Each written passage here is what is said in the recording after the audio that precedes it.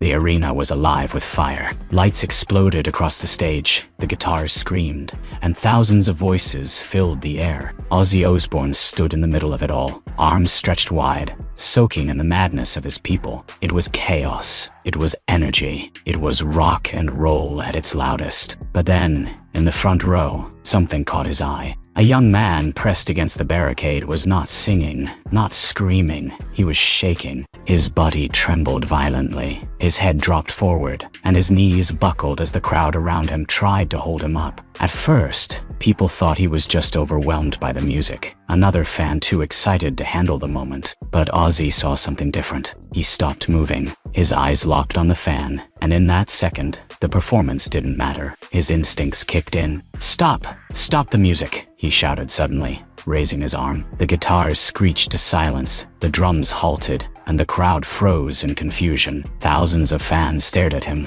wondering what had happened. Ozzy pointed straight to the front row. "That lad!" he yelled into the microphone. "He's in trouble. Get him help, now." His voice thundered through the speakers, filled not with rage but urgency. Security rushed forward, pushing through the crowd as fans moved aside. The young man collapsed, his body limp, his friends screaming for help. For a moment, the arena was no longer a concert hall. It was a place of fear, of silence, of worry. Ozzy stepped closer to the edge of the stage, gripping the microphone tightly. His eyes followed the boy as he was lifted from the crowd. "Stay with us, son," Ozzy cried. The entire audience had gone silent, their cheers replaced with anxious whispers. What had started as a night of music had suddenly become a battle for one young man's life, and Ozzy was not about to let him face it alone. The crowd remained frozen as paramedics rushed through the barricade. The young fan was lowered gently onto the ground, his body twitching, his lips pale. The flashing stage lights suddenly felt harsh, almost cruel against the scene. Fans covered their mouths, others prayed quietly, and some cried. This wasn't what they had come for, but nobody looked away. From the stage, Ozzy didn't move. He stayed near the edge, crouched slightly, as if his body wanted to jump down and help. His microphone trembled in his hand. "Is he breathing? Somebody tell me he's breathing," he shouted. His voice cracked, no longer the voice of the Prince of Darkness, but of a man terrified of what he was seeing. The medics worked quickly, checking the boy's pulse, tilting his head back, and beginning to administer oxygen. The silence in the arena was so heavy it was deafening. Tens of thousands of people stood shoulder to shoulder, and yet you could hear every word Ozzy spoke. "This music saved me when I was young," he said softly, his voice echoing through the stillness. "I won't let one of you fall while I'm up here." His words sent shivers through the crowd. Some fans wept openly, hugging each other. The wild madness of a rock concert had turned into the quiet intimacy of a hospital room. But the stage was the bed, and the fans were the family. When the boy's chest finally rose and he coughed faintly, relief swept through the arena like a wave. People cheered,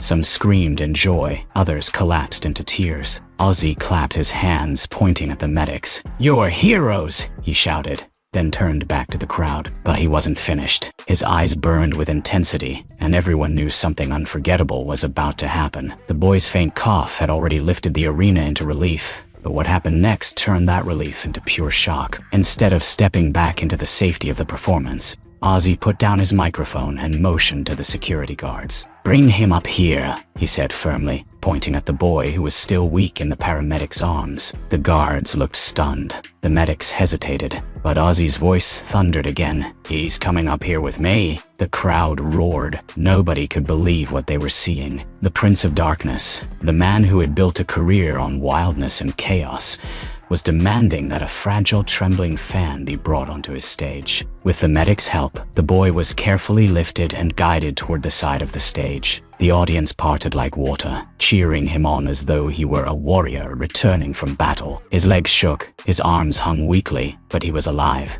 and the roar of thousands gave him strength. When he finally stepped onto the stage, Ozzy rushed forward and wrapped his arms around him. The crowd exploded, their cheers shaking the arena like thunder. Ozzy held the boy close, his head bent against the young fan's shoulder. He didn't care about the cameras, the flashing lights, or the chaos around him. In that moment, he was no longer a rock star.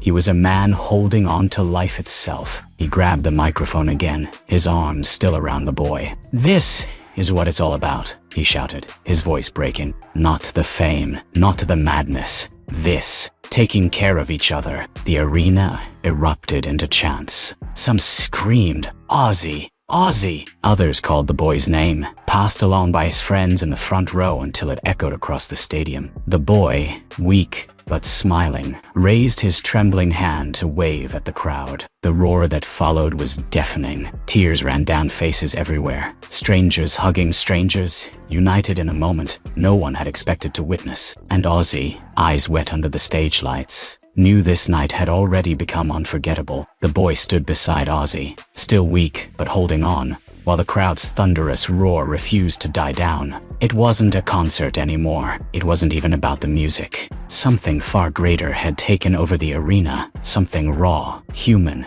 and unforgettable. Ozzy looked out at the sea of faces, tens of thousands of people, eyes shining with tears, voices breaking as they cheered, hearts pounding together. He wiped his face with his hand and shook his head slowly. "You lot came here for a show," he said into the mic, his voice heavy with emotion. "But tonight, you're witnessing life itself." The audience quieted again, hanging on every word. Even the boy next to him looked up in disbelief, as though he could not understand why the Prince of Darkness had made him the center of the night. Ozzy placed his hand on the boy's shoulder. "This kid," he said, pointing, "is stronger than any of us. He faced the edge and fought back. And that's what rock and roll is really about. Never giving up." The crowd erupted once more, louder than before, stomping, clapping, chanting. Some people in the upper rows lit up their phone flashlights, and soon the entire arena shimmered with white lights like a galaxy of stars. The boy looked around, eyes wide, tears streaming down his face. For the first time that night, his fear turned into a smile. Ozzy stepped back, raising his arms to the crowd, but instead of launching into another heavy song, he told the band to hold. "No music yet," he said. "Tonight isn't about the next track. Tonight's about this moment. Remember it." The silence was powerful. Thousands of fans stood shoulder to shoulder, but no one dared to break it. The only sound was the boy's shaky breathing and Ozzy's deep voice carrying through the speakers. "I've done a lot of crazy things in my life," Ozzy continued, "but nothing I've done is as important as making sure every one of you walks out of here alive. That's my family. You're my family." The arena went still, and in that silence, music no longer mattered, because the night itself had become the song. The silence was still heavy in the arena when Ozzy finally motioned for the band to begin. But this time, it wasn't the roaring guitars or pounding drums that kicked in. Instead, the first soft notes of "Mama,